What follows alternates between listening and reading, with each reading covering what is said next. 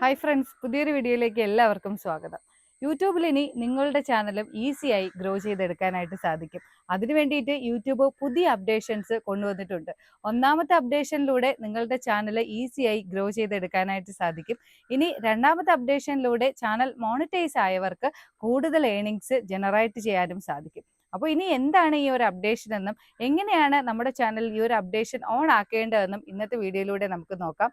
അതിനു മുമ്പായിട്ട് എൻ്റെ ചാനൽ ആദ്യമായിട്ട് കാണുന്നവർ ചാനൽ സബ്സ്ക്രൈബ് ചെയ്യുക.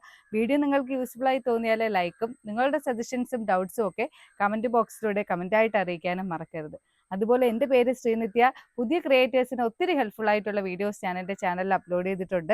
അതൊക്കെ കാണാത്ത ആൾക്കാർ ആ വീഡിയോസൊക്കെ കയറി കണ്ട് നിങ്ങളുടെ ചാനലിൽ മാറ്റങ്ങളൊക്കെ വരുത്തി വീഡിയോസ് അപ്ലോഡ് ചെയ്ത് ചാനൽ റീച്ച് ആക്കി എടുക്കാനായിട്ട് ശ്രമിക്കുക. ഒന്നാമത്തെ അപ്ഡേഷൻ അനുസരിച്ച് ഇത്രയും നാളും നമുക്ക് മാത്രമാണ് നമ്മുടെ വീഡിയോസും നമ്മുടെ ഇമേജസും ഒക്കെ കമ്മ്യൂണിറ്റി ടാബിലൂടെ നമുക്ക് പോസ്റ്റ് ആയിട്ട് നമ്മുടെ വ്യൂവേഴ്സിന് മുമ്പിൽ ഷെയർ ചെയ്യാൻ കഴിഞ്ഞിരുന്നത്.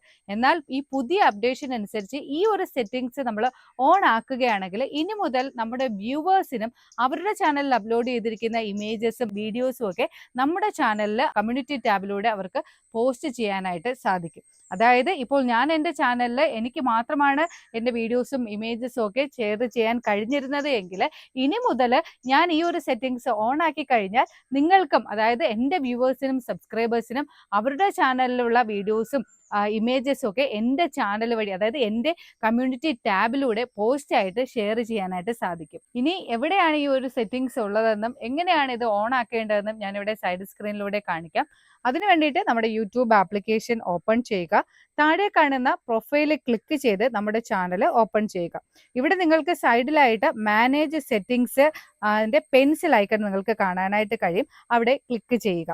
ഓപ്പൺ ആയിട്ട് വരുന്ന പേജിൽ താഴെയായിട്ട് മൈ കമ്മ്യൂണിറ്റി എന്നൊരു ഓപ്ഷൻ കാണാം. ഈ ഒരു ഓപ്ഷൻ നിങ്ങൾ ഓൺ ആക്കുകയാണെങ്കിൽ നമ്മുടെ സബ്സ്ക്രൈബേഴ്സിനും വ്യൂവേഴ്സിനും അവരുടെ ചാനലിലെ ഇമേജോട് കൂടിയ പോസ്റ്റുകൾ നമ്മുടെ ചാനലിൽ പോസ്റ്റ് ആയിട്ട് അപ്ലോഡ് ചെയ്യാനായിട്ട് സാധിക്കും.